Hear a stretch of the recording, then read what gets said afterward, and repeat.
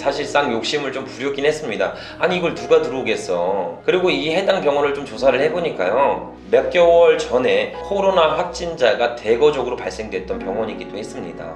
그래서 영업에 대한 수익률 또한 많이 떨어졌을 거라고 예상을 하고 사람들이 들어오기 좀 꺼려하지 않을까 라는 생각으로 입찰을 했지만,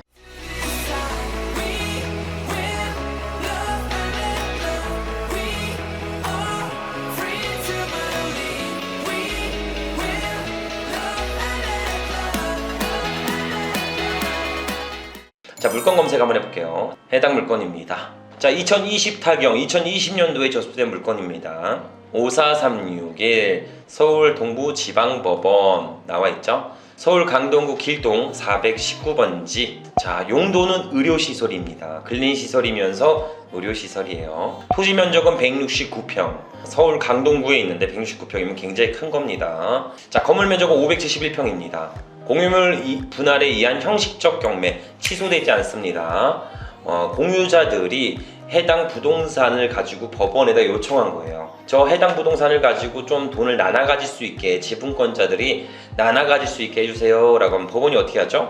건물을 이렇게 종이로 찢어. 건물을 이렇게 찢어서 1층은 네 거, 2층은 네 거 이렇게 안 하죠? 해당 건물을 법원에다가 요청해서 경매를 진행합니다. 그 다음에 경매로 인해서 매각을 한 다음에 지분권자들이 수익 배분하는 방식이 공유물 분할에 의한 형식적 경매입니다. 해당 경매니까 취하는 되지 않아요. 소유자 김땡씨, 채권자 주모모씨, 공유물 분할 경매. 자, 감정가 얼마죠? 91억 5,700만원 정도 됩니다. 해당 물건은 낙찰이 95억이 됐어요. 95억이 됐고, 저희가 해당 물건은 2등도 못했습니다. 92억대에 입찰을 했거든요. 저희 포함 4분이 더 들어왔습니다. 자, 해당 물건의 입지를 한번 볼게요. 네이버 지도를 토대로 해서 해당 물건의 입지 좀 보도록 하겠습니다. 자, 해당 물건지 주변에 여기 이제 길동역과 강동역 주변 코너에 위치한 그런 의료시설이다 라고 보시면 됩니다.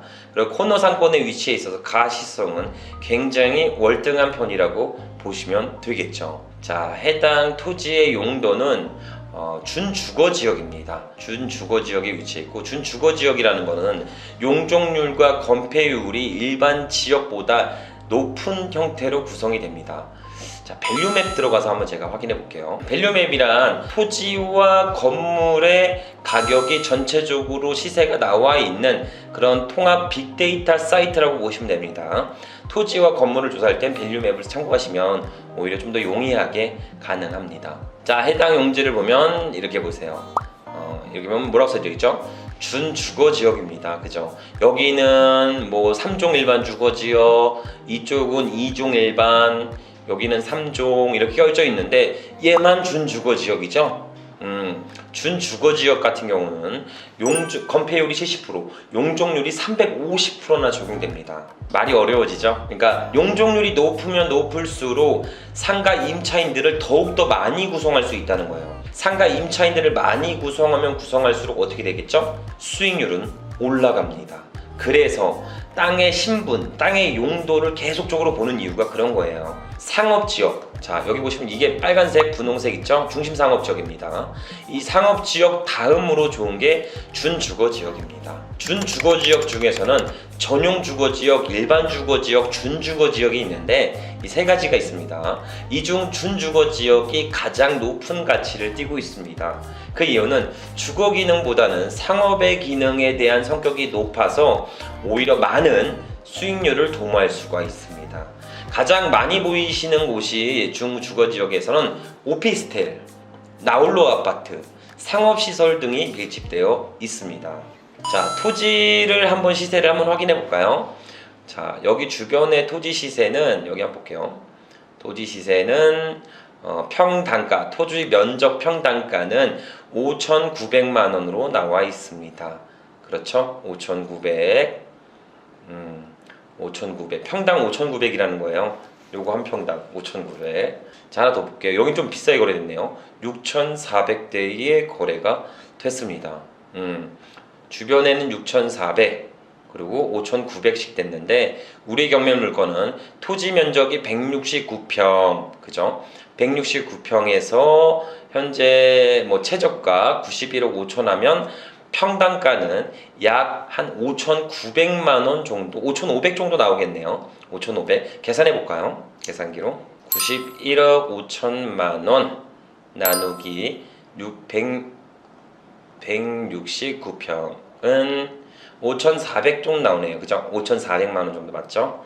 5,400 주변에는 5,900, 5,800, 6,000까지 가는데 약 평당 500만 원 정도는 저렴한 편에 속하는 그런 토지입니다. 토지부터 이기고 들어가는 거죠. 평당 한 500 정도가 저렴하니까 시세는. 자, 임대료는 여기 상가 이제 이 의료시설의 임대료를 측정해 보면 자, 임대료가 1억에 월세 3천에 지금 나와 있습니다. 그러면은 평당 약 한 5만 5천 원 정도 임대료가 나온 겁니다. 571평이니까 5525 한 5만 5천 원 정도 임대료가 책정된 거예요. 그래서 5만 5천 원의 월세가 책정된 물건이다 라고 보시면 됩니다. 평당가가 좀 보수적으로 평가됐어요. 수익률 같은 경우는 수익률 한번 계산해 볼까요? 수익률을 한번 계산해 보도록 하시죠. 자, 수익률 같은 경우는 3천만 원 곱하기 12개월은 3억 6천만 원의 임대료가 나옵니다. 그렇죠? 여기서 나누기 92억이다 하면 하고 곱하기 퍼센테이지로 바꿔줘야 되죠. 곱하기 100 하면 수익률은 3.9%대가 나옵니다. 3.9%대가 현재 이상만 말씀을 드리는 거예요. 그러면 수익률은 3.9%대의 수익률이 나오는 의료시설이다. 대출을 받으면 아마 수익률은 10%까지 상향될 거라고 보여집니다. 서울의 꼬마 빌딩 그것도 의료시설이 3.9%대의 수익률이면 그렇게 나쁜 편은 아닙니다. 메디컬 센터를 통으로 임대를 하는 거는 찾기가 어려워서 임대료 시세 조사는 사실상 어려운 부분들은 있어요. 근데 주변의 임대료를 보면 평당 5만 원 정도면 보수적으로 나오긴 합니다. 한번 볼까요? 강동구 길동 한번 검색해 볼게요. 네이버에서. 우리 물건이 여기 쪽이에요. 그죠? 여기 의료시설이 밀집되어 있는 이곳입니다. 이곳에는 우선 임대 문의가 안 나왔기 때문에 해당 물건들 몇 개 볼게요. 자, 24평, 약 25평에 146만원 정도의 임대료가 구성되어 있습니다. 이거는 얼마죠? 한 6만원 정도가 좀 넘겠네요. 6, 7만원 정도가 나올 것 같습니다. 6만 5천원 정도의 임대료를 구성되어 있다. 그러면 아까 전에 최저가 얼마였죠? 한 4만원대, 6만원대, 한 5만원 정도면 해당 의료시설은 적정한 임대료를 측정해서 진행하고 있는 물건이다 라고 보시면 될 것 같아요. 우선적으로. 자, 해당 메디컬 센터에 대해서 임대차를 만약에 제가 낙찰을 받고 해당 메디컬 센터가 이렇게 생겼어요. 이미지 한번 보여드릴게요. 자, 여기거든요. 메디컬 센터 신관. 메디컬 센터가 이렇게 생겼습니다. 이렇게 입구 들어가는 데가 있고요. 이렇게 수술실이나 치료실, 재활실도 전부 다 세팅이 되어 있습니다. 4층 내부고요. 2층 내부입니다. 이건 또 지층 내부예요. 지층은 재활센터입니다. 재활센터. 주의하고 필지도 반듯하게 구성되어 있습니다. 통상 의료시설은 이게 개인이나 일반 법인이 취득할 수가 없어요. 통상적으로 물건은 즉 의료법인이나 의사가 낙찰받을 수 있다는 거죠. 예를 들면 농지를 낙찰받으면 농지 취득 자격 증명원을 법원에 제출해야 되는 것처럼 의료시설도 의료법에 의하여 해당 주무관청의 허가를 받아 제출을 해야 됩니다. 단 의료법인이 취득한 재산일 경우 주무관청의 허가가 필요하지만 개인이 사유재산으로는 보유하는 의료시설이면은 별도 허락 없이 취득이 가능합니다. 자, 해당 물건은 의료법인이 취득한 물건이 아니라 개인이에요. 개인. 소유자 김땡모 씨가 돼 있죠. 개인입니다. 개인이 소유권자라 사실상 주무관청의 허가 없이 누구나 취득이 가능한 물건이라고 보시면 될 것 같습니다. 의료시설을 입찰할 때 참고하시면 좋을 것 같아요. 자, 우선 이게 임대차 만약에 저기 낙찰 받았어요. 근데 여기 이제 신관 이 병원에서 한방병원에서 우리랑 너네랑 연장 안 할 거야. 우리는 이전할 거야. 우리는 나갈 거야. 라고 해버리면 순간 경락대출의 이자에 대한 부담이 굉장히 높아지죠. 90억을 저희 낙찰했어요. 70%를 대출 받을 겁니다. 저희가 은행 지점장이랑 컨펌도 다 난 상태라 그러면 대출이 못해도 63억을 받을 겁니다. 그러면 63%의 대출 이자가 약 3% 정도만 가져간다면 연에 1억 9천만 원 이자가 부담됩니다. 연에 1억 9천, 약 연에 2억 정도의 이자가 나간다는 거예요. 그러면 매월 1,600만 원의 이자가, 대출 이자가 지출되게 됩니다. 만약에 임대료 계약을 못한다면, 근데 만약에 매월 1,600만 원 대출 이자 내고 3천만 원의 임대료 구성하면 저 1,500 남는 거잖아요. 그렇죠?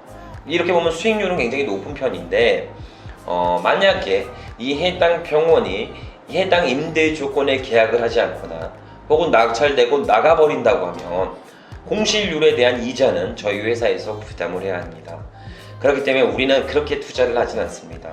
바로 출구 전략을 모색해서 사실상 재계약이 안 되는 전제 하에 입찰을 준비를 했습니다. 자, 입찰을 진행을 했던 거는 재활실, 수술실, 입원실, 진료실 등을 구비할 수 있는 통건물을 쓸 수 있는 병원들에게 입점 제안을 선으로 먼저 진행을 다 했습니다.